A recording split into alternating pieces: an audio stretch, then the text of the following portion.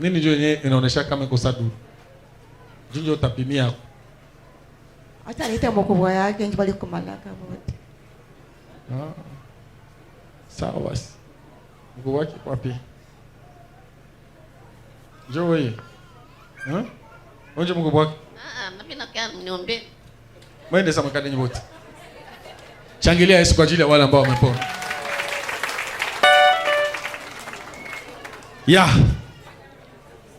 Naitwa na Baba Mungu Zedelia. Gusa fasi kwa nagonjwa kwanza kabla tuendelee. Ende kala mzee tunamaliza. Gusa kwa nagonjwa. Ombe wote ya general. Funga macho, gusa kwa nagonjwa. Rabala shata. My father healed them.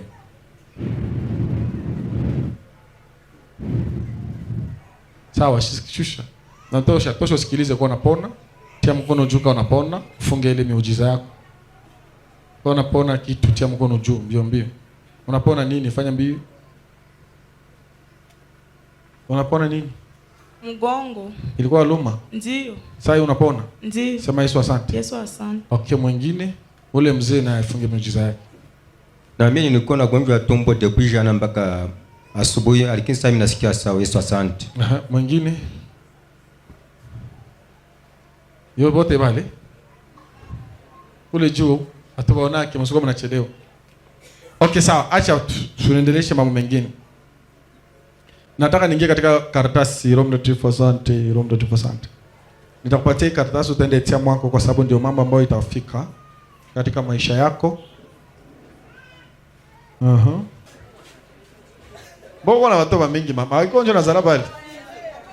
Baongezeke tu basi ku Yesu anakuja. Unajaza dunia. Ni mzuri sana. Na hivi baba kwa franga sana pa graph. Mwoko mwenyewe anazala watoto na hana wakukulisha wawili. Banafukuza wawili masomo bayalipa na haiko penda zali watatu.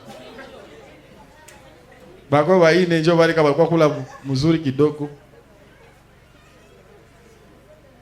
Na ozalaki wapi nani? Mama, namona kiote vendredi. Nilikuona, sikuona vendredi, ozalaki wapi? Na musala. Si mama kwanza na bakaone nani? Tilo yako mzuri. Aba jene bikomo, ozo na bakomesha. Unasema na kansa aba luma shanga kendo, wenjo na komesha aba jene za namuli. Ozalaki wapi? Vendredi. Zake na bulo. Mimi namona kiote, tangu nazomo naona kama sikuone nazo kabiete. Zuri ulikuwa na deranje sana nilikuwa nafanya prophecy. Njoo maana walikuambia mtu alikwambia mubaya. Mtu alimwambia mtrubulesa alikuwa na nani?